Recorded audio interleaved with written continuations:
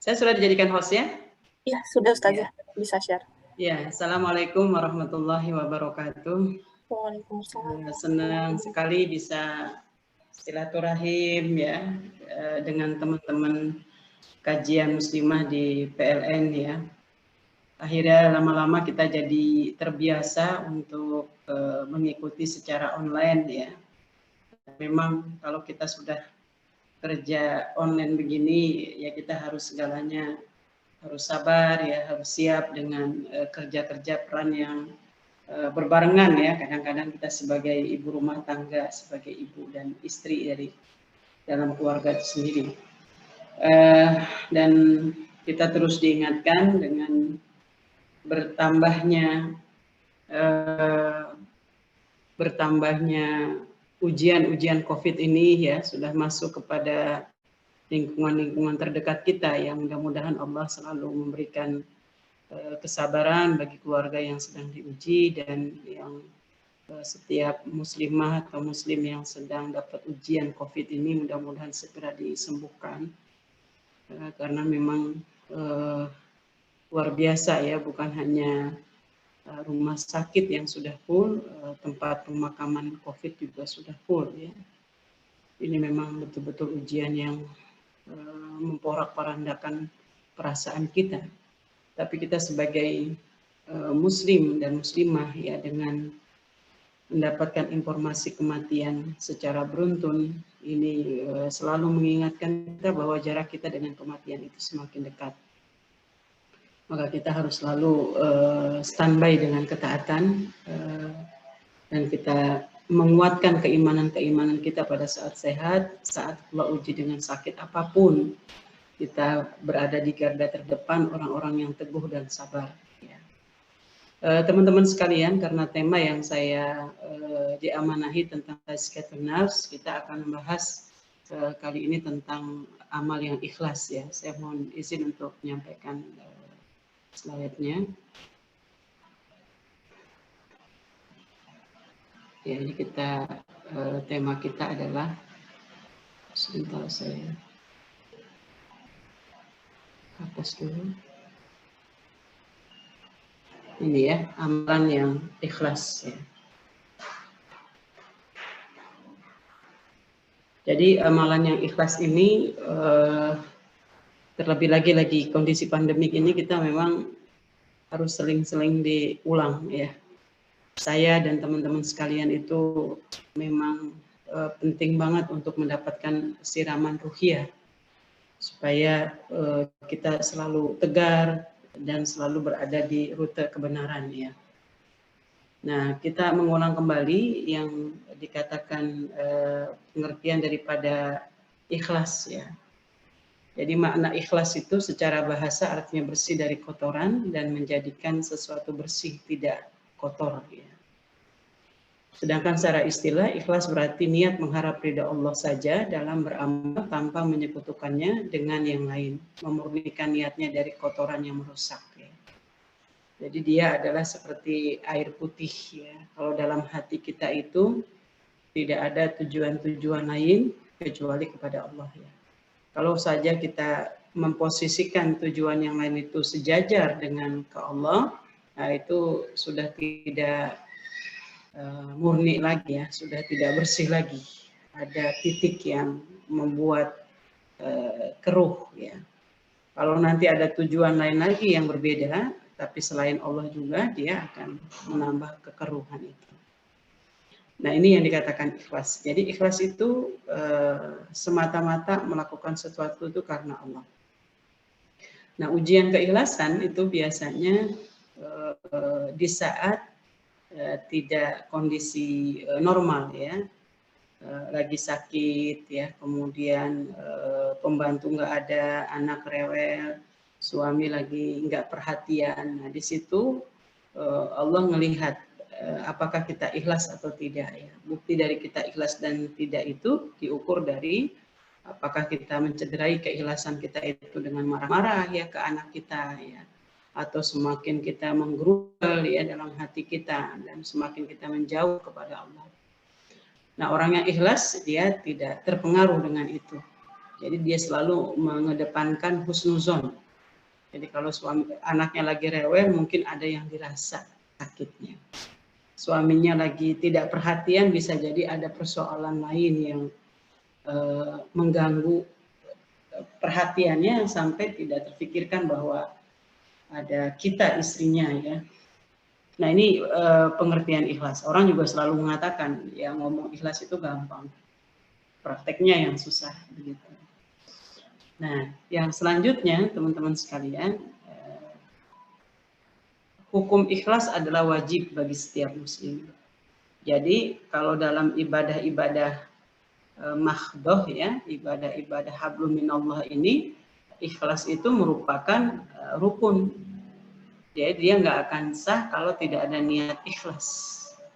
Dari mulai sholat, puasa, haji, zakat ya, yang sehari-hari. Begitu juga amalan-amalan ibadah di luar dari rukun Islam itu. Yang sudah kita sepakati bahwa yang dikatakan ibadah itu bukan hanya dalam sholat, tapi di luar sholat juga ya.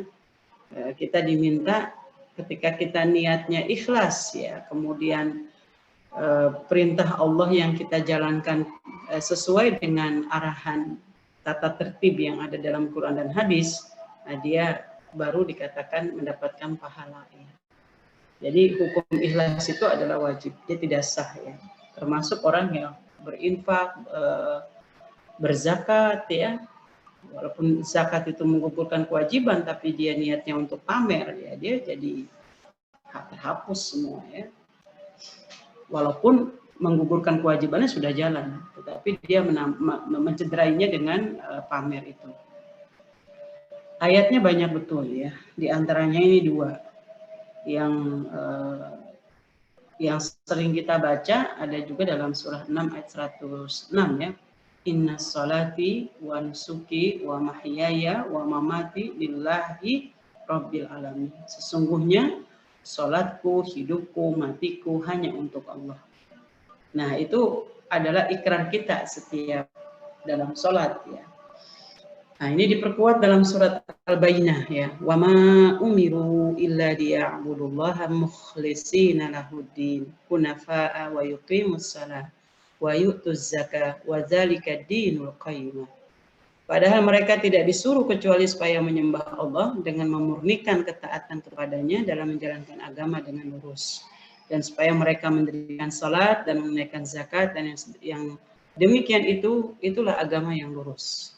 Diperkuat lagi dalam surat Az-Zumar, Inna anzalna ilaikal kitaba bil haqqi fa'budillahi mukhlishal lahuddin.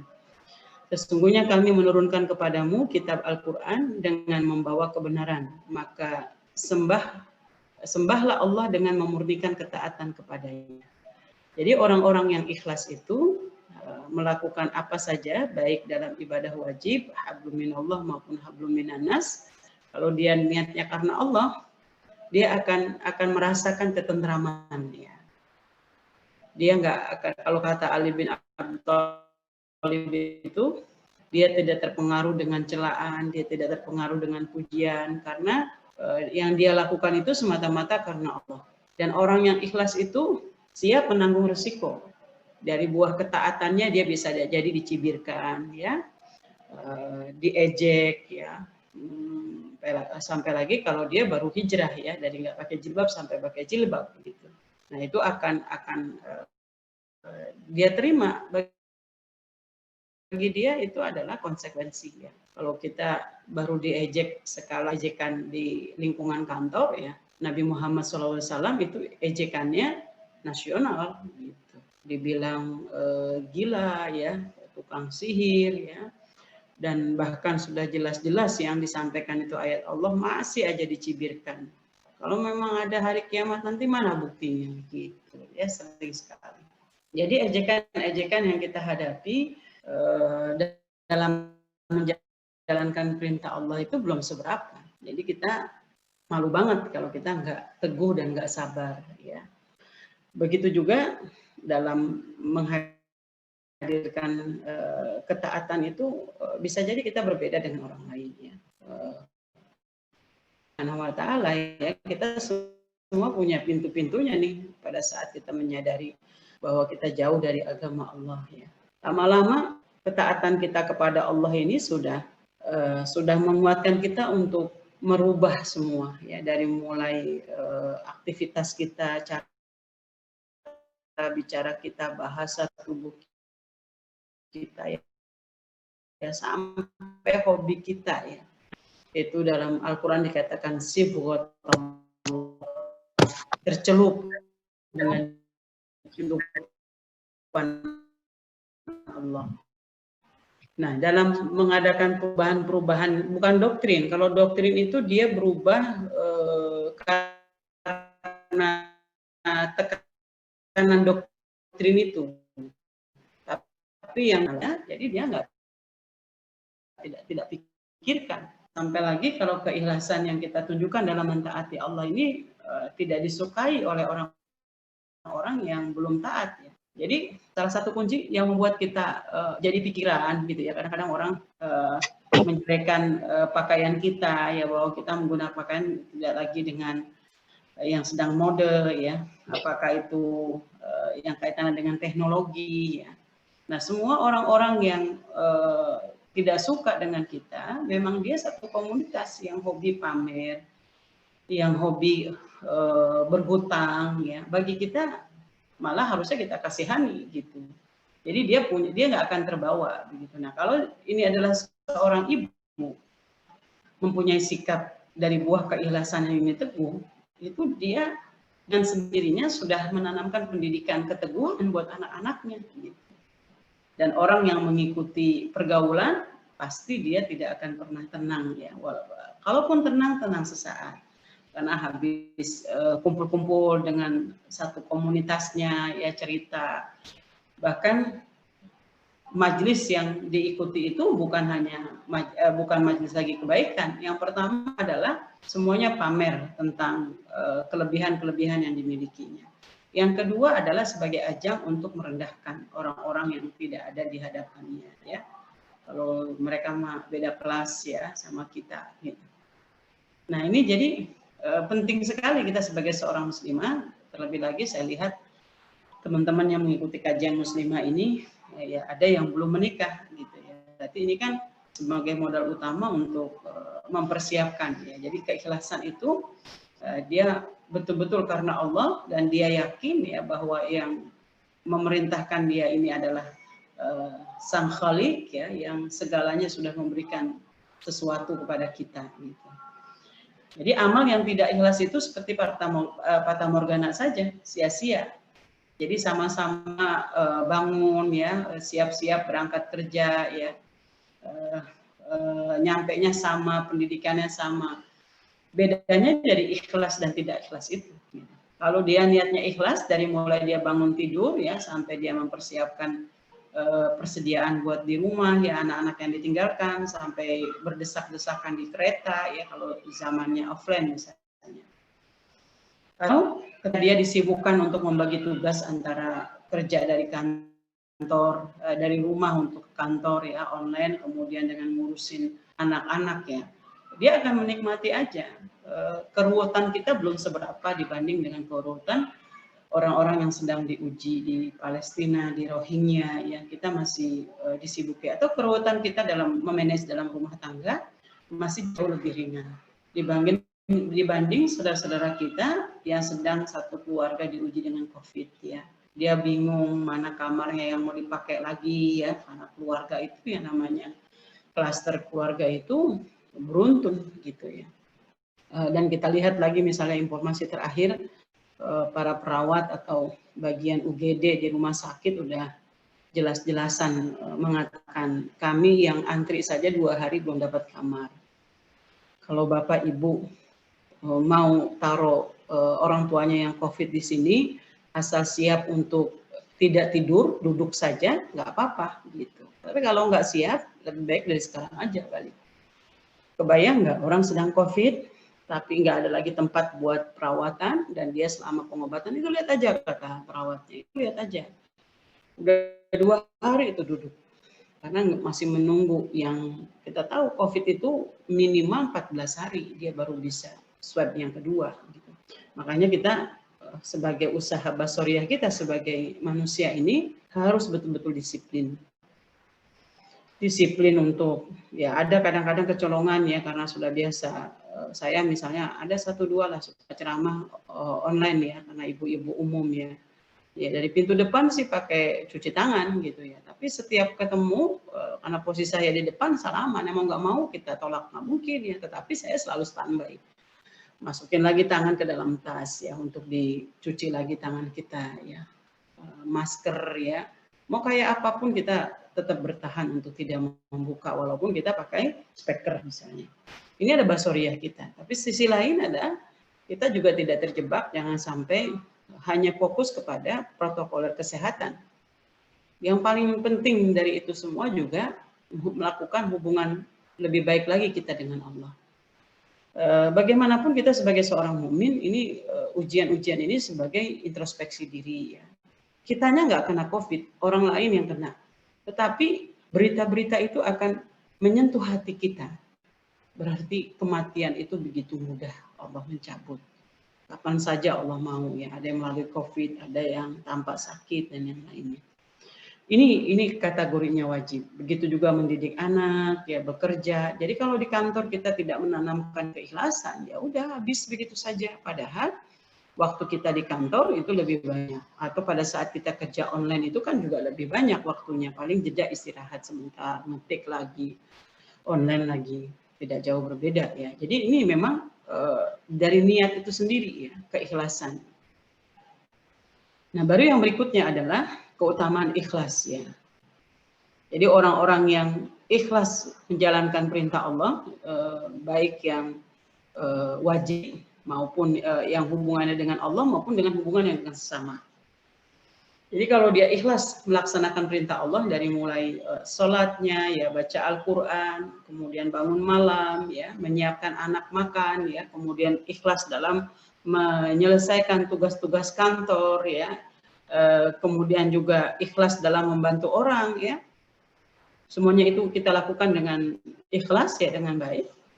Maka keutamaan yang pertama adalah akan menyelamatkan kita dari godaan setan. Kita lihat dalam surah Shad ya 82-83. Di sini diartikan iblis menjawab, demi kekuasaan engkau aku akan menyesatkan mereka semuanya.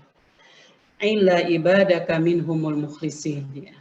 Kecuali hamba-hambamu yang mukhlis di antara mereka.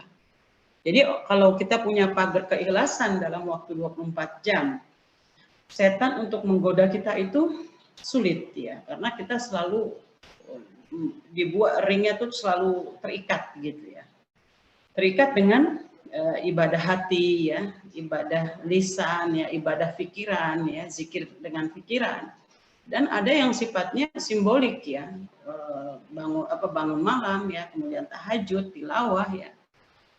Bahkan pada saat kita mengikuti kajian ini adalah dia 2 kali lipat pahalanya karena semua anggota tubuh itu ikut serta gitu. Bahkan waktunya melebihi dari ibadah-ibadah lain ya. 1 jam ya. Kalau minim banget ya, kadang-kadang bisa lewat dari 1 jam. Jadi akan diselamatkan dari godaan setan. Nah, mungkin ini salah satu sebab keluarga kita masih dijaga oleh Allah dari broken home ya. Bisa jadi itu ada amal-amal rutin yang dilakukan oleh anak kita, oleh suami kita, oleh diri kita yang Allah langsung menjaga ya. Dan betul-betul kita bisa merasakan kenikmatan tidur ya, kenikmatan makan, kenikmatan kumpul bareng gitu ya. Dan kalau kita sudah ikhlas ini, semua anggota tubuh kita itu tidak siap untuk berkata kotor ya, kasar ya. Dan kita langsung refleks, misalnya kadang-kadang saya di rumah dengan anak 8 ya, 2 di luar tapi di rumah dengan 6 ya. Dalam kondisi transisi itu misalnya ada salah satu anak saya bawa teman ya ke rumah gitu, karena memang biasa kumpul. Di sela-sela mereka main saya dengar suara batuk gitu. Saya nyari waktu nih kapan ngingetin anak saya gitu. Timingnya tepat ketika saya ngasih, tapi saya di situ saya melihat dia tidak siap menerima. Kakak kemarin temannya batuk ya, gitu. Nggak apa-apa kan nih, batuk itu kan biasa. Gitu.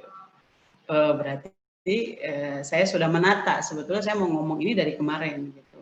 Tetapi ucapan saya ini pasti akan memberikan pesan pada dia. Ada kekhawatiran kalau sakit, dan bahasa lembutnya adalah jangan main gitu, istirahat dulu di rumah. Tapi sepertinya belum siap menerima itu, jawabannya adalah kan batuk biasa gitu.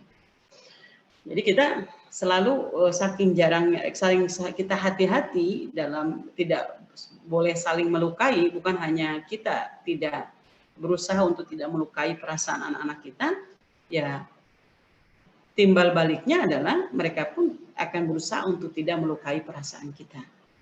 Jadi apa yang kita tanam itu yang kita petik. Tapi kalau kita suka melukai anak-anak kita, lalu kita bermimpi bahwa anak-anak itu harus menghargai kita, ya susah, nggak ada pengorbanan gitu ya. Jadi ini keikhlasan, bukan hanya sekedar keikhlasan kita kan, tapi frekuensi ibadah kita kan 24 jam gitu.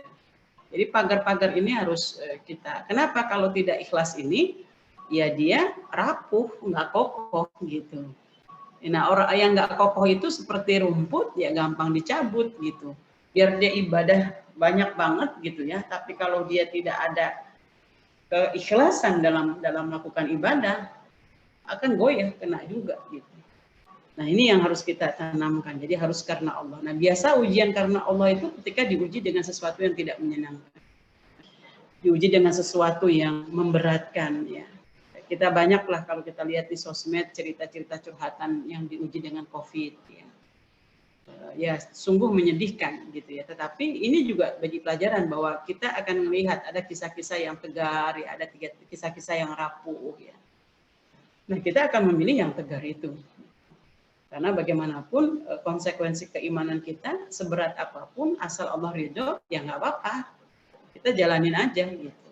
Toh ujungnya sakit dan ujung terakhir adalah kematian. Yang namanya kematian ini nggak bisa kita hindari. Gitu. Tapi kita berusaha sebagai manusia terus berusaha ya. Ini pentingnya komunikasi ya, terbuka ya. Kalau ada informasi-informasi COVID, nggak apa-apa untuk kita baca. Kadang-kadang penting ilmu itu ya. Kalau kita nggak tahu informasi ini, akhirnya padahal sakit yang diderita itu sudah ada tanda-tanda COVID, tapi tidak langsung di swab, nah itu akan menambah korban yang lain ya, kena ketularan. Ini teman-teman sekalian ya, jadi ini yang menyemangati kita untuk selalu ikhlas. Selalu ikhlas itu ada prosesnya ya, jadi dia proses awal ya dia memang butuh waktu ya, tapi bisa jadi ending keikhlasannya itu baru dimunculkan. Kenapa ikhlas itu belum kita rasakan? Bisa jadi itu sebagai obat ya untuk membersihkan hati-hati kita. Ketika hati-hati kita sudah bersih, ikhlas itu dengan sendirinya akan hadir. Nah, yang kedua adalah mendapatkan balasan kenikmatan di surga. Coba bayangkan.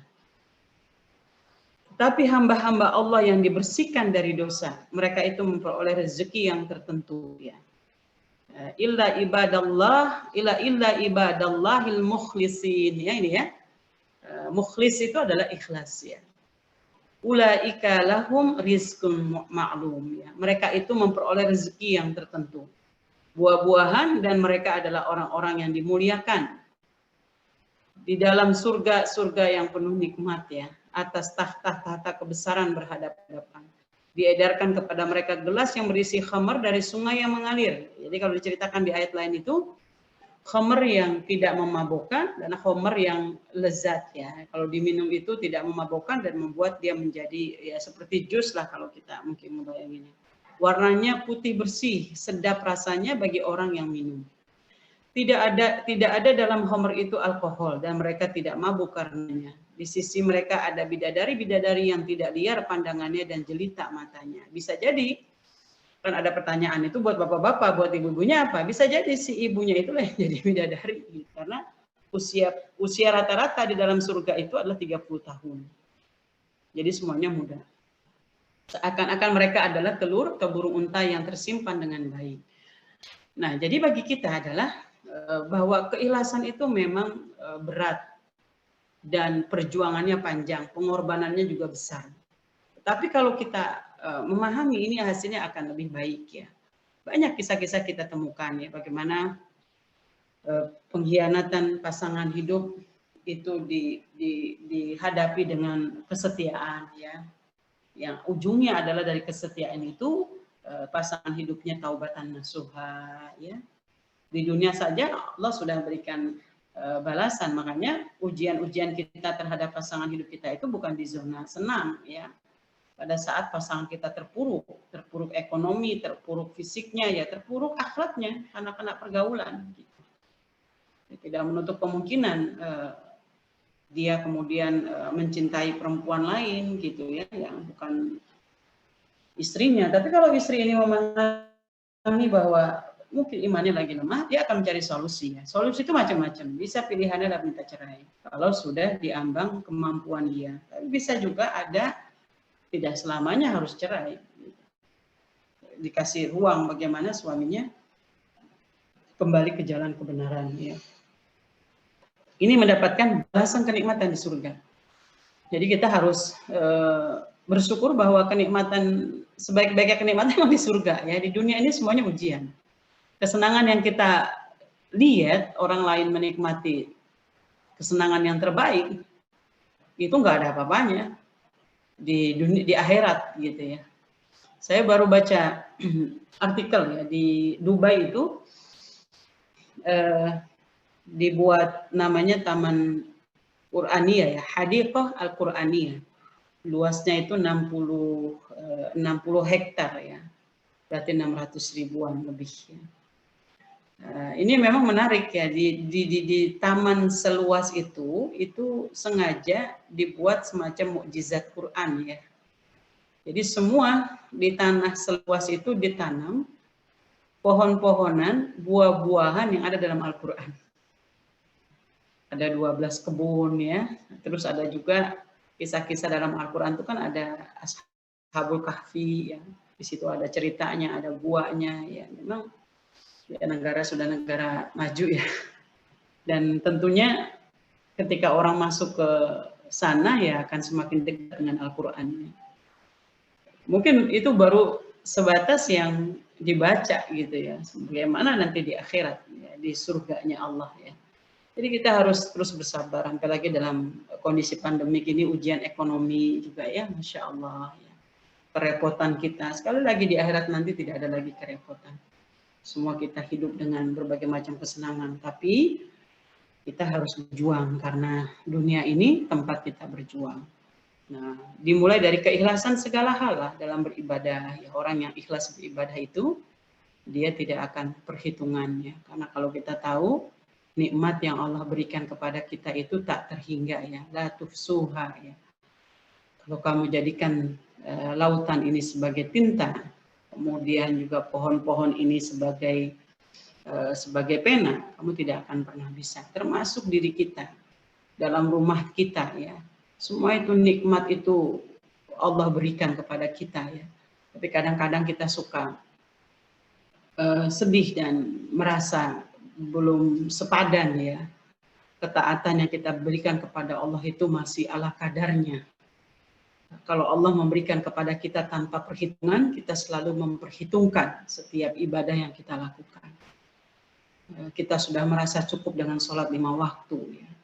Kita sudah merasa cukup dengan baca Al-Quran hanya 1 halaman. Padahal Allah memberikan kita itu tidak perhitungan dengan kita. Kita masih hitung-hitungan. Saya kan udah sholat wajib, nggak perlu sholat qabliyah ba'diyah gitu ya. Dan yang selalu diingat manusia ini adalah sesuatu yang belum dikasih. Itu terus yang diingat. Belum dapat jodoh, belum dapat pekerjaan, sakitnya belum sembuh. Padahal sakit yang diderita itu dengan kesehatan yang Allah berikan sejak lahir itu tidak sebanding. Jadi kadang-kadang kalau kita sudah berinteraksi dengan makna ikhlas ini, kita suka malu dengan Allah. Kita masih suka lalai ya, karena menganggap ini kan wajib, ini kan sunnah, nggak perlu. Padahal kita membayar dengan jabatan kita, ya, dengan popularitas kita, ya, dengan kekayaan yang kita miliki, itu nggak akan pernah bisa terbayar. Jangankan nikmat orang lain ya, nikmat diri kita dan keluarga kita saja kita belum bisa membayar. Maka yang selalu kita semangati diri kita adalah terus-menerus menghadirkan ketaatan dengan ikhlas. Agar apa yang baik buat kita Allah akan berikan, dan apa yang tidak baik buat kita Allah akan jauhkan. Nah, yang berikutnya, yang ketiga, keikhlasan akan menghadirkan hati yang bersih dari curang, dengki, dan khianat. Ya. Jadi kalau kita sudah ikhlas itu yang kita pikirin, ibarat kita punya baju ya, nodanya penuh, kita baru membersihkan noda di bagian lengan gitu ya. Kita tidak lagi memikirkan baju orang lain yang noda gitu. Kita pasti memikirkan, alhamdulillah lengan baju saya sudah bersih, sekarang tinggal bagian tengah gitu. Nah, sampai kita merasakan kepuasan semua baju itu ketika kita mengawali bahwa kita memang betul-betul ingin menjadi orang yang ikhlas dalam beribadah. Di sini dikatakan salasun la yaghilu alaihinna qalbun muslim ikhlasul amal wa nasahu li a'immah al-muslimin wa luzumu jama'atihim fa inna da'wa tukhitu min waraihim. 3 perkara yang hati seorang muslim tidak khianat dan tidak dengki, yaitu mengikhlaskan amal karena Allah di antaranya ya. Jadi orang-orang yang ikhlas itu dan selalu menjaga keikhlasan itu, dia akan terbebas dari penyakit tidak amanah ya, prasangka dengki ya.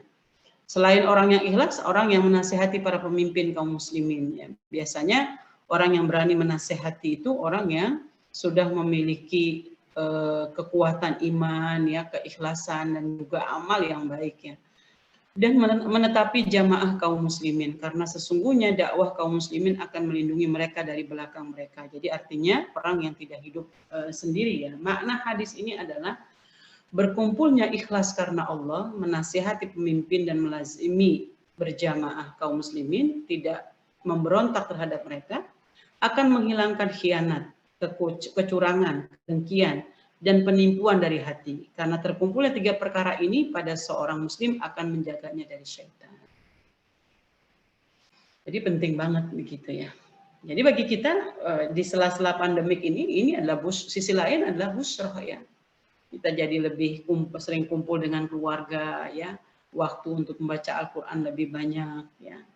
Jadi kadang-kadang kita bisa, kalau kata Imam Ghazali, di tengah kesulitan kita masih bisa bersyukur. Nah yang keempat, waktu juga ya, keikhlasan menjadi sebab datangnya pertolongan Allah. Masya Allah ya. Innama yansurullah hadhil ummah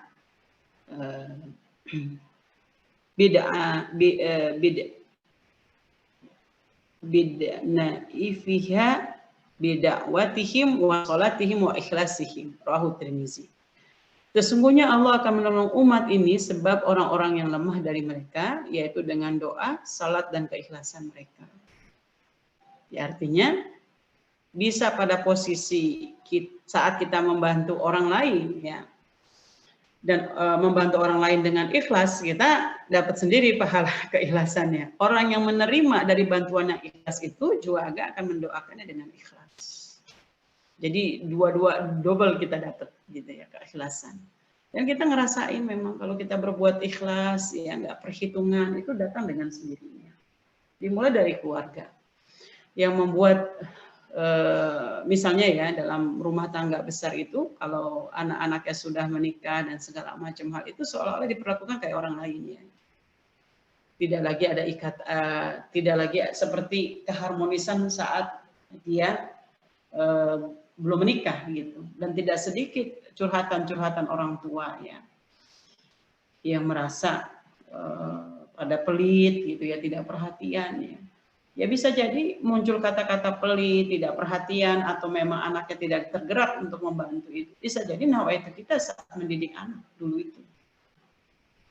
Kalau kita sepenuh hati membantu anak kita, Allah akan membuka jalannya, bisa melalui anak kita dan yang lainnya.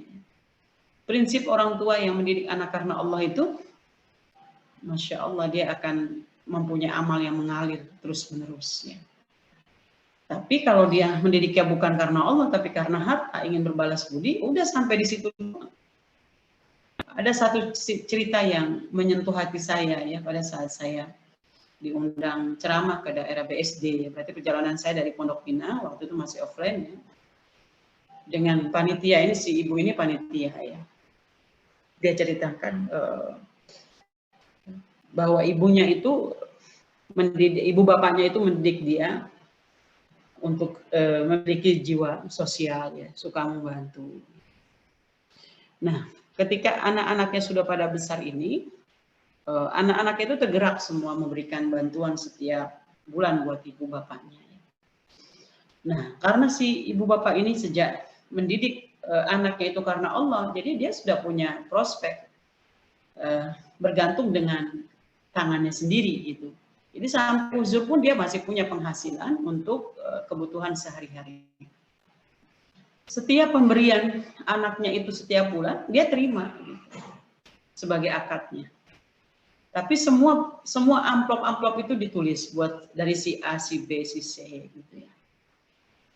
Sampai anaknya itu besar dan baru mulai ketika ayahnya meninggal itu belum terungkap. Tapi setelah ibunya meninggal baru terungkap. Itu ada wasiat. Ini ibu sudah terima bantuan kalian sejak kalian bantu. Ibu kumpulkan dan ini sesuai nama. Ibu sedekahkan lagi buat kalian. Nah, jadi itulah bahwa keikhlasan itu, dan di situ kemudian anak-anaknya menangis sih. Tidak sedikit pun hadiah dari anak-anaknya itu digunakan. Bisa jadi sebagai pembuktian bahwa dia membantu karena Allah, ya, mendidik anak karena Allah. Dan tentunya anak-anak yang soleh ini mengumpulkan semua uangnya itu untuk diwakafkan kepada orang tuanya. Jadi berputar, amal keikhlasan itu berputar, tidak berhenti hanya di dunia. Makanya saya selalu mengatakan, umur biologis kita bisa berhenti dengan kematian. Tapi umur keteladanan, amal jariah keteladanan itu dia akan hidup sampai kiamat. Yang terakhir, teman-teman sekalian, salah satu contoh amal ikhlas. Jadi semua pasti banyak. Seperti tadi yang dibacakan di ayat awal ya, orang yang mukmin laki-laki perempuan beramal salih, maka kebaikan yang akan dapatkan. Tapi salah satu contoh amal keikhlasan ini kita lihat misalnya ikhlas dalam menunaikan sholat sunnah. Alaika bikasratis sujud lillahi fa innaka la tasjudu lillahi sajdatan illa raf'akallahu biha darajatan wa hatta 'alaika biha khati'atan. Hendaklah engkau memperbanyak sujud, perbanyak salat kepada Allah, karena tidaklah engkau memperbanyak sujud karena Allah, melainkan Allah akan meninggikan derajatmu dan menghapuskan dosamu. Lalu Madan berkata, aku pun pernah bertemu Abu Darda dan bertanya hal yang sama. Lalu sahabat Abu Darda menjawab sebagaimana yang dijawab oleh Taubah padaku. Ya. Jadi itulah pada saat kita selalu melakukan sholat, perbanyak sholat sunnah ini, derajat kita semakin ditinggikan oleh Allah Subhanahu Wa Taala dan dosa-dosa kita semakin diampuni. Yang kedua, ikhlas bersedekah.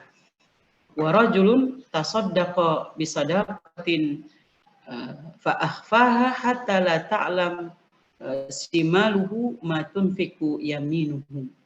Seseorang yang bersedekah dengan satu sedekah lalu ia menyembunyikan sehingga tangan kirinya tidak tahu apa yang diinfakkan tangan kanannya ya. Ini potongan hadis tentang 7 golongan yang akan mendapat naungan Allah di akhirat nanti. Tidak ada naungan kecuali naungan Allah yang akan dikasih minuman, sekali minum itu, satu cangkir itu akan menghilangkan haus selama 70 tahun. Di antaranya orang yang bersedekah tapi tidak menyebutkan namanya, walaupun menyebutkan nama itu bukan aib, karena bisa jadi dia terpaksa menyebutkan nama karena ini akan timbul fitnah ya, ada urunan wali murid ya, itu kan akan diabsen, nggak mungkin pakai atas nama hamba Allah.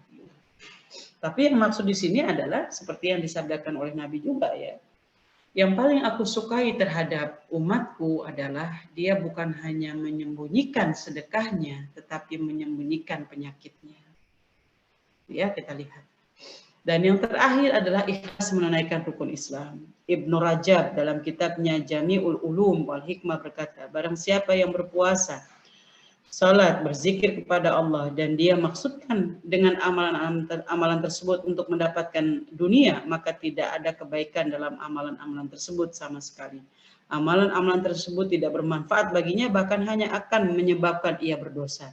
Yaitu amalan-amalannya tersebut tidak bermanfaat baginya, lebih-lebih bagi orang lain. Jadi kebalikannya, bahwa kalau kita melakukannya karena Allah, itu baru yang bermanfaat buat diri kita, bermanfaat buat orang tua kita, dan bermanfaat buat umat.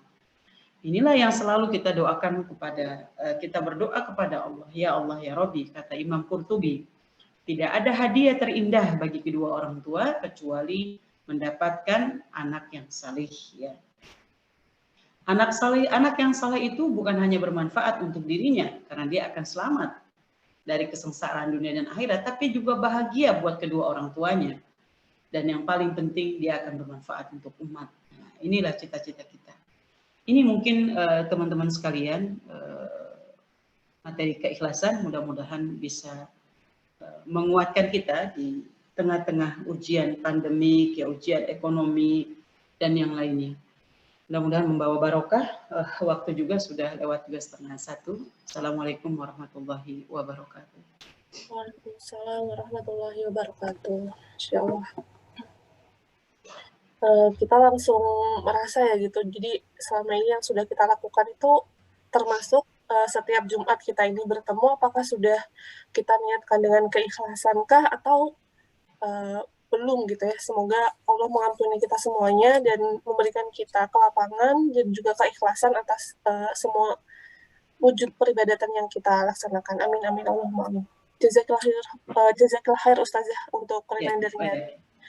Dipersilahkan kepada teman-teman, ibu-ibu sekalian yang ingin bertanya langsung atau ingin drop pertanyaannya di kolom chat, dipersilahkan. Dan untuk informasi untuk teman-teman dan juga ibu-ibu muslimah sekalian yang ingin menyaksikan lagi atau memurojaah kajian dengan tema-tema di pekan sebelumnya, bisa langsung ke akun YouTube-nya BKK Rohis PLN. Baik, ada yang ingin bertanya langsung, silahkan raise hand atau langsung di unmute saja speakernya.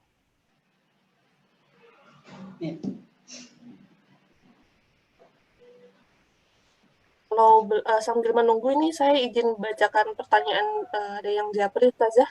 Iya. Bertanya, apakah kalau kita berbuat baik, misal sedekah dengan mengharap Allah akan menghindarkan dari segala bala, atau berharap Allah akan memudahkan segala urusan, ini masih dikategorikan ikhlas atau tidak? Iya. Kita tahu bahwa definisi ikhlas itu ya betul-betul karena Allah, dan salah satu keikhlasan itu memang ada dalilnya. Jadi misalnya kita bersedekah untuk diijabah doa-doa kita, dan yang sakit disembuhkan, dan termasuk tadi ya menjauhkan dari bala, itu memang ada hadisnya, dibolehkan, nggak ada masalah. Tetapi yang pertama kali adalah kita semata-mata karena Allah dulu. Otomatis setelah itu kalau sudah karena Allah, ini yang murni ya. Setelah itu kemudian Allah jauhkan kita niat dijauhkan dari bala, memang ada dalilnya, dibolehkan. Yang tidak boleh itu adalah dari awal sudah niatinnya itu pokoknya saya mau sedekah supaya saya dijauhin dari bala. Itu nggak boleh. Siapa yang bisa jauhin bala kalau bukan dari Allah gitu. Kalau dalam kitabnya Tazkiyatun Nafs Imam Ghazali itu tegas banget gitu.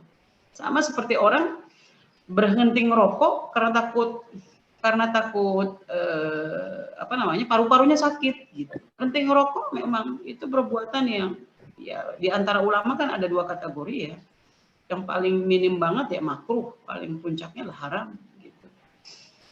Nah, ketika dia berhenti itu karena paru-paru, ya dia belum tentu dapat pahala gitu, hanya sehat aja. Dan bisa jadi musyrik gitu. Jadi yang bagus itu adalah niat dulu karena Allah, baru setelah itu ya Allah jauhkanlah kami dari bala. Sedekah itu ya. Pokoknya kita minta ditolong sama Allah, saya sedekah karena Allah. Jadi kalau kita lihat tadi kan, semua segala keikhlasan yang kita lakukan itu Allah pasti memberikan kebaikan buat kita. Tapi bisa jadi kalau bala, kita minta dijauhkan dari bala, menurut Allah kan dalam hadis lain itu dikatakan, Allah itu akan mengikuti zon kita, keinginan kita ya.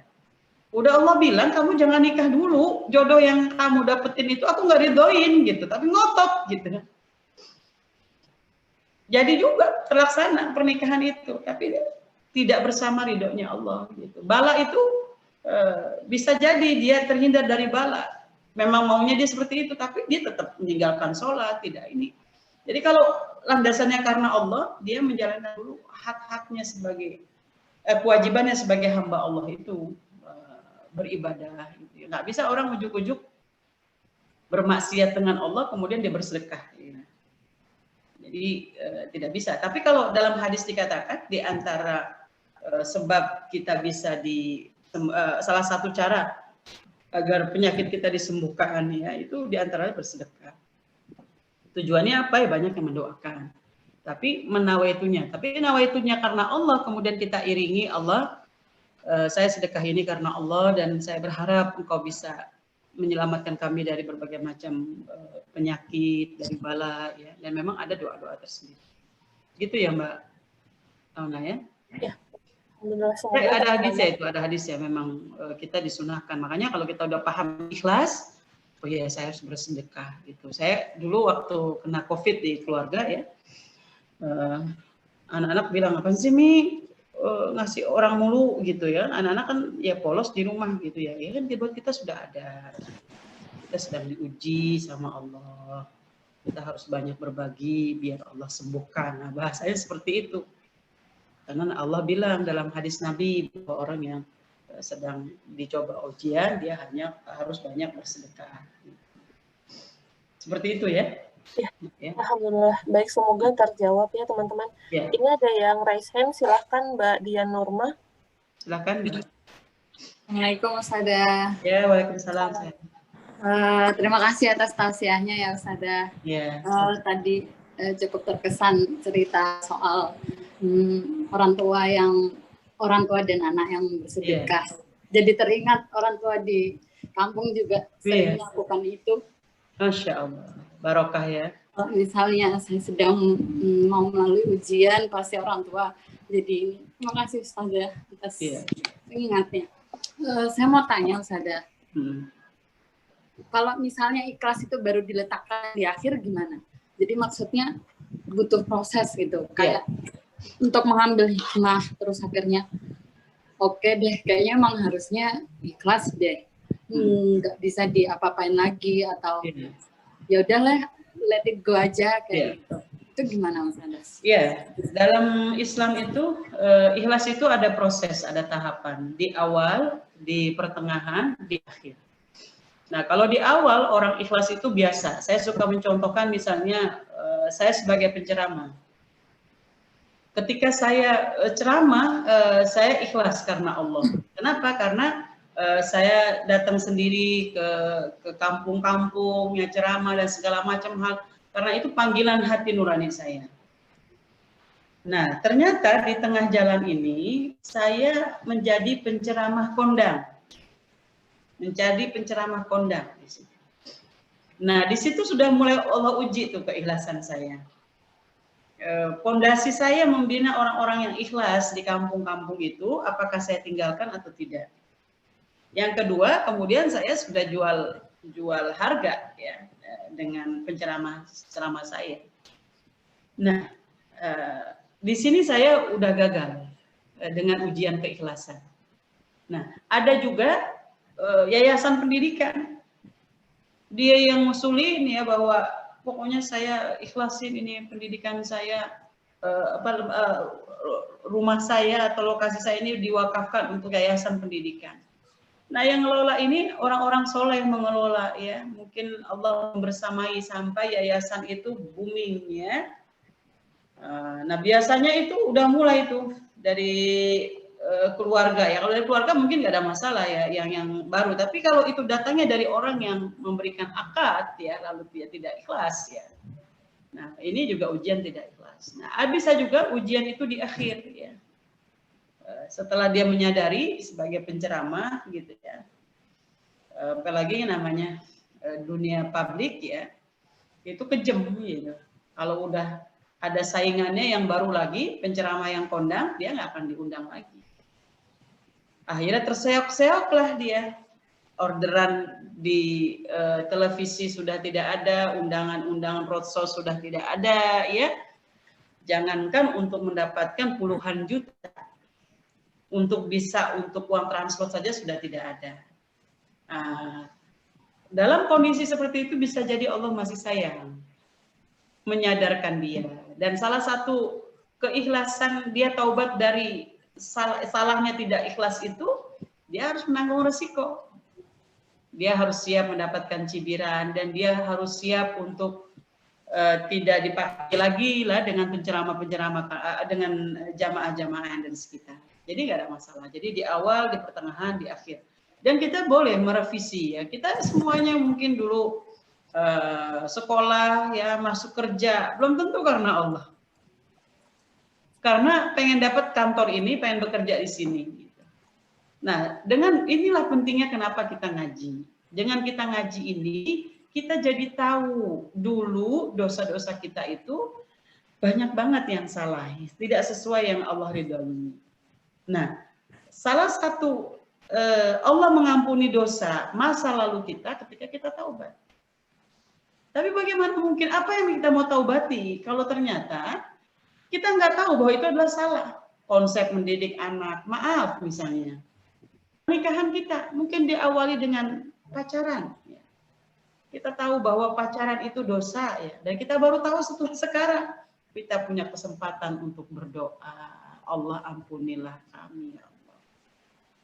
Nah, taubat itu ketika kita taubat, kita cukup menyesal, tidak mengulang lagi, kemudian iringi dengan amalan-amalan sunnah. Jadi amalan sunnah yang tadi kita maksud itu bukan hanya menghapuskan dosa-dosa, tetapi bukan hanya meninggikan derajat, tapi dia akan mentifek dosa-dosa kita yang lalu itu. Jadi dengan taubat dan yang lainnya. Nah, kita mulai berazam, kita harus mendidik anak tidak seperti kita. Dia harus tahu. Dan untuk mendidik anak supaya tidak tergelincir kepada pergaulan bebas, itu tidak bisa dengan doktrin. Dengan kasih sayang, dengan teladan, ya. Mungkin kalau kita ada pengajian kita ajak, ya kita baca Al-Quran di depan anak, ya. Kemudian suatu saat dia mau masuk TK, kita pilihin dulu TPA Quran. Kemudian SD kita lihat, nih kalau bisa kita ada rezeki, ya kita cari yang terpadu karena di situ ada Qurannya. Bimbingan belajar itu sebetulnya pengkondisian. Jadi dia merasa nyaman dengan hal-hal yang religi. Gitu. Nanti dengan sendirinya bisa jadi dia lebih baik dari kita. Gitu. Kita masih bagus bertaubatnya itu masih bab-bab yang pacaran itu. Ada yang jamaah itu Allah masih ampuni. Nangis itu depan saya. Umurnya sekitar 55 tahun. Dulu dia zina. Ya. Dia bilang, ibu, jangankan zina ya. Orang melakukan pelacuran, kalau dia taubatan nasuha, Allah akan ampuni. Nah termasuk bab ikhlas ini. Saya suka mencontohkan ikhlas itu butuh proses. Selama kita masih banyak dosa-dosa, kita belum sampai pada titik keikhlasan yang sepenuhnya. Ya contohnya nggak usah jauh-jauh. Orang untuk ikhlas sampai menjadi karakter dermawan, kata Imam Syafi'i, Imam Ghazali, dia harus berlatih dulu untuk berbagi, walaupun ngedumel. Gitu. Saya suka mencontohkan, saya punya baju ya, tapi kerudungnya itu belum matching gitu. Carilah saya kerudung yang matching itu, ya dengan nyari. Terbawalah saya ikut pengajian gitu. Tentengan itu keluar gitu, ada kelihatan kerudung saya. Nah, sebelah saya itu teman saya bilang, itu kerudung saya lagi cari-cari banget nggak ketemu gitu. Boleh nggak saya beli sama kamu aja gitu? Kalau dia juga capek gitu nyarinya. Dalam hatinya, ya dia nggak tahu apa. Saya udah capek-capek berhari-hari. Karena nggak enak muncullah kata-kata, ya udah nggak apa-apa. Ya udah nggak apa-apa. Nggak hanya cukup sampai di situ, sampai rumah dia curhat lagi gitu. Nyebelin banget deh mas teman aku itu. Lagian kenapa ke bawah sih tadi ke pengajian gitu. Itu proses ya, sampai dia nanti sebelum orang itu beli di mana, dia udah langsung punya feeling. Mau, nggak apa-apa, nanti saya gampang beli lagi. Jadi kita tidak lagi mengedepankan perasaan kita. Itu sampai hati itu kalau udah bersih, sampai nggak lagi mikirin. Ithar namanya, derajat ithar. Ya proses. Ujungnya bisa kapan? Orang karakter dermawan itu bisa jadi dia ngasihnya nanti dulu, kalau udah sisa baru kasih orang. Sampai nanti yang namanya karakter dermawan itu, kata Imam Ghazali, spontanitas.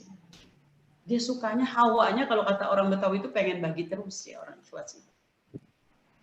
Orang ikhlas itu. Makanya kita harus memunculkan dari yang kecil.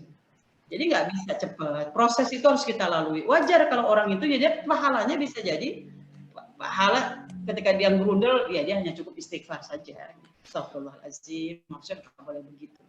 Kayak begitu ya Mbak ya. Mudah-mudahan ini kita pelan-pelan, karena memang godaan setannya dahsyat. Orang sampai ikhlas.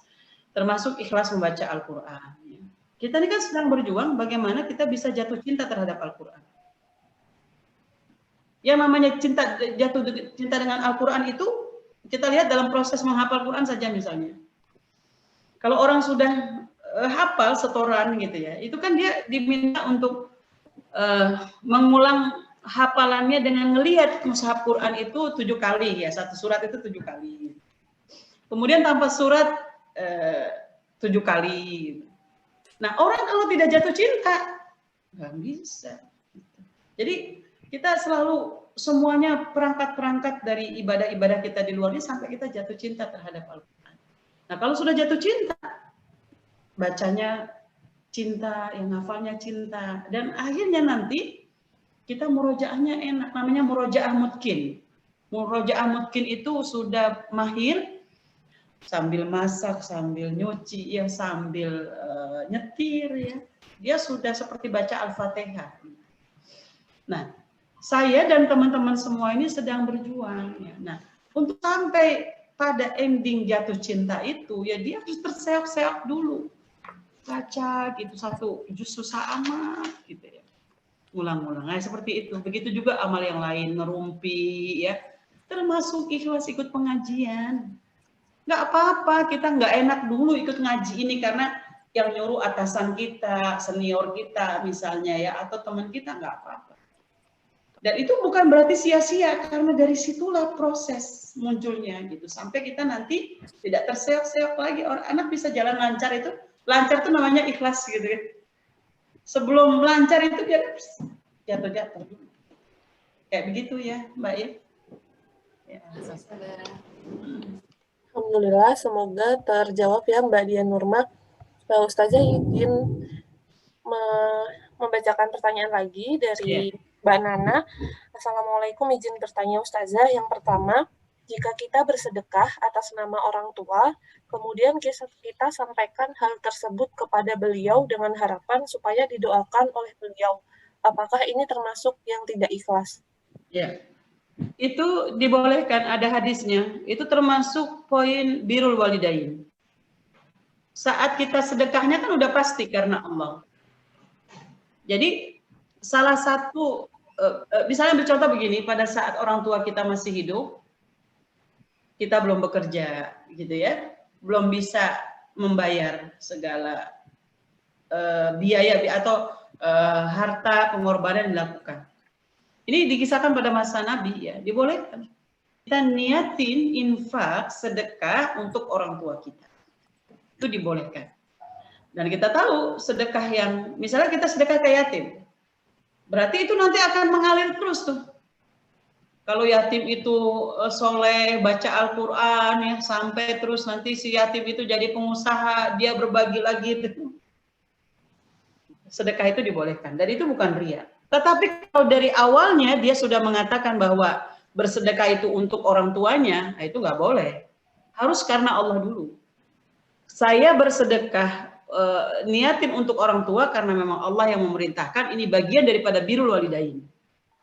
Jadi ada birrul walidain, orang tua yang masih hidup, ada juga orang tua yang sudah meninggal, di antara itu dengan bersedekah. Termasuk pakaiannya, ya kan ada yang saya misalnya almarhum suami ya, termasuk apik, orang penceramah ya, sederhana Bapak, jadi baju-bajunya itu orang sering kasih gitu. Jadi dia cuci, dia rapihin gitu. Nah, ketika Bapak meninggal, kita rapihin itu, kita kasih ke orang-orang di kampung yang bagi itu ada baju baru kan, buat sholat, buat apa, nggak ada masalah. Apalagi sifatnya rupiah ya, itu luar biasa, bagus banget ya. Seperti itu nggak ada masalah, dan itu dalilnya ada. Kalau kita kaji nanti akan kita ketemu. Ini ada pertanyaan kedua Ustazah. Ikhlas memberi mungkin lebih mudah Ustazah, karena setelah memberi kita suka udah lupa gitu. Tetapi ketika ikhlas itu menerima musibah atau kezoliman akan jadi lebih berat. Bagaimana menyikapinya Ustazah? Iya. Jadi Allah itu yang pertama mesti kita pahami. Pertama, dunia ini tempat ujian. Hanya bedanya ujian ringan, ujian berat. Ada ujian yang bisa kita terima biasa saja, ada yang menyakitkan perasaan kita. Dan saat Allah menguji kita, itu tidak pernah negosiasi dengan kita atau menawarkan. Kamu ujiannya mau yang mana? Yang sakit sedang atau sakitnya di sini, gitu misalnya ya, dizalimi misalnya. Enggak. Dan kita harus yakin Allah nggak mungkin nurunin ujian penderitaan kepada kita kalau kita nggak mampu. Jadi bagi kita adalah di sini masuk kepada bab ujian sabar. Gitu. Yang namanya ujian sabar itu pengennya kalau kita dizalimi itu kita membalas lagi dengan kezaliman. Kita tidak lakukan karena takut dengan Allah, bukan karena nggak bisa. Nah, jadi kita harus menjalaninya dan kita yakin dunia ini sementara. Bisa jadi dengan ujian ini Allah ingin mengajari kepada kita bahwa untuk memilih teman yang dekat, yang lebih soleh kepada kita. Yang kedua, bisa jadi kalau kita sabar dengan ujian dizalimi ini, Allah ingin menghapuskan dosa-dosa kita.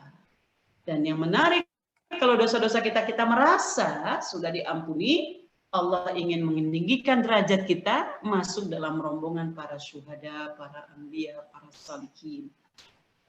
Itu yang kita inikan. Nah, ketika yang dikatakan dizalimi kan persyaratan pertama adalah klarifikasi, kenapa kamu menzalimi saya kan gitu. Kalau dizaliminya kan kita banyak yang dizalimi itu ada kemampuan tangan kita untuk melawan ya. Tapi ada tangan kita tidak mampu melawan. Yang seperti dialami oleh saudara-saudara umat Islam saat ini ya. Tidak punya kekuatan. Itu hanya bisa mengatakan kepada Allah. Nah, jadi kesabaran yang tidak boleh itu ketika kita diuji sesuatu yang tidak menyenangkan itu kita tercederai dengan keluh kesah. Kita cederai dengan keluh kesah. Jadi kalau kita sabar dengan ujian nggak enak, ya tersakiti, di akhirat nggak ada lagi. Allah udah ganti segala sesuatu itu dengan yang bahagia semua di surga. Makanya kenapa? Orang yang masih banyak maksiatnya, dosa-dosanya, dia harus disteril dulu di neraka. Nah kalau kita tahu orang yang diuji dengan ujian yang berat ini dia sabar, itu dalam hadis dikatakan dia bisa masuk ke surganya Allah itu tanpa screening lagi. Nggak ada lagi pertanyaan.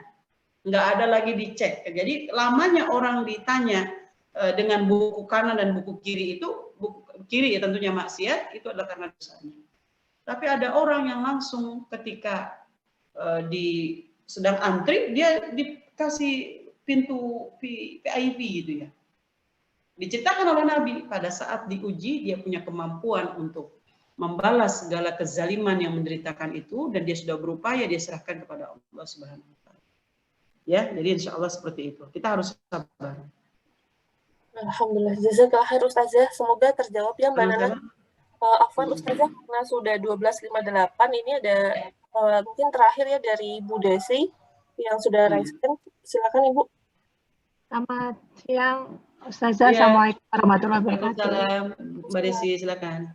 Ya, Ustazah saya mau nanya, apakah kita, pertanyaan pertama, apakah kita kalau bersedekah untuk orang tua tadi, tapi orang tuanya sudah meninggal, apakah boleh atau tidak, apakah sudah meninggal, karena sudah meninggal, itu yang pertama. Terus yang kedua, pada saat kita sudah ikhlas misalnya memberikan sedekah dan lain-lain, kadang-kala kita tuh namanya juga manusia ya, Ustazah, kadang-kadang pamer di sosmed lah dan segalanya lah ya, bikin status, dan itu apakah jadi mengurangi pahala kita ya?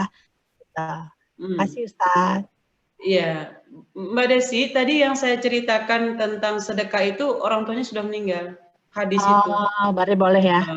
Iya, berarti kalau yang hidup mah udah jelas ya, pasti akan langsung dirasakan manfaatnya dengan orang tua kita.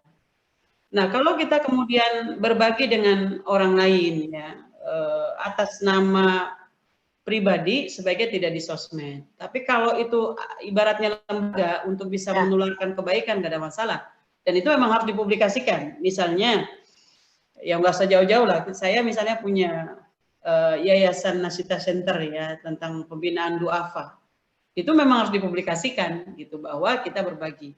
Tetapi kalau kita hanya menginformasikan bahwa di rumah kita ada acara mungkin nggak ada masalah. Tapi kalau sifatnya pribadi, nanti khawatirnya itu samar-samar ya, bisa kategorinya jadi ria ya.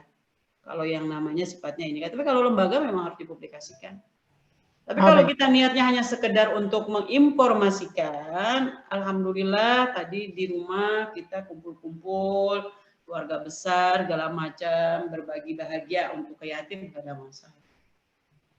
Yang jelas sesuatu yang wajar itu nggak ada masalah. Tetapi kalau sudah dibesar-besarin, ini yang menjadi ajang peluang ya. Dan hati kita juga kan nggak mau ya. Sebab sedekah yang paling bagus itu, saya katakan kata Nabi, kalau masih bisa, yang kamu rahasiakan bukan hanya penyakit, tapi sedekahmu. Itu ya.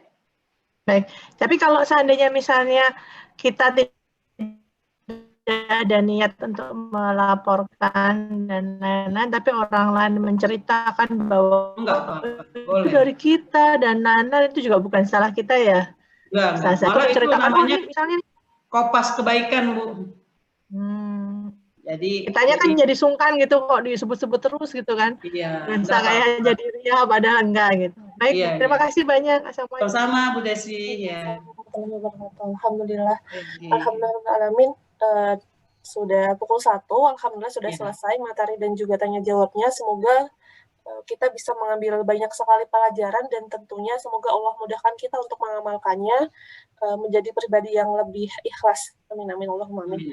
Ustazah, Afan izin untuk memimpin doa Ustazah. Ya. Baik Ibu sekalian, teman-teman sekalian muslimah yang dirahmati Allah, kita tutup dengan sama-sama baca doa. Nastaghfirullahaladzim, nastaghfirullahaladzim, nastaghfirullahaladzim. Allahumma salli ala Sayyidina Muhammad wa ala ali Sayyidina Muhammad. Allahumma inna nas'aluka salamatan fid din wa afiyatan fil jasadi wa ziyadatan fil ilmi wa barakatan fil rizki wa taubatan qablal maut wa rahmatan indal maut wa maghfiratan ba'dal maut. Allahumma hawin alaina sakaratil maut wa najjata minan nar wal afwa indal hisab. Rabbi firli wa li walidayya warhamhuma kama rabbayana shighara. Rabbana atina fid dunya hasanah wa fil akhirati hasanah wa qina adzabannar. Subhana rabbika rabbil izzati amma yasifun. Wassalamun alal mursalin walhamdulillahi rabbil alamin. Wassalamualaikum warahmatullahi wabarakatuh. Waalaikumsalam warahmatullahi wabarakatuh. Jazakallah khair Ustazah. Kita tutup sama-sama dengan istighfar 3 kali. Astaghfirullahaladzim, astaghfirullahaladzim, astaghfirullahaladzim. Dan doa kafaratul majelis. Subhanakallahumma wa bihamdika asyhadu an la ilaha illa anta astaghfiruka wa atubu ilaik. Jazakallah khair Ustazah atas waktunya, ilmunya. Semoga bermanfaat untuk Ustazah dan juga keluarga. Semoga sehat walafiat selalu Ustazah. Dan juga jazakallah khair untuk ibu-ibu dan juga teman-teman sekalian. Mohon maaf apabila ada kekurangan dari kami. Wabillahi taufiq wal hidayah. Wassalamualaikum warahmatullahi wabarakatuh. Waalaikumsalam. Pamit ya. Warahmatullahi wabarakatuh.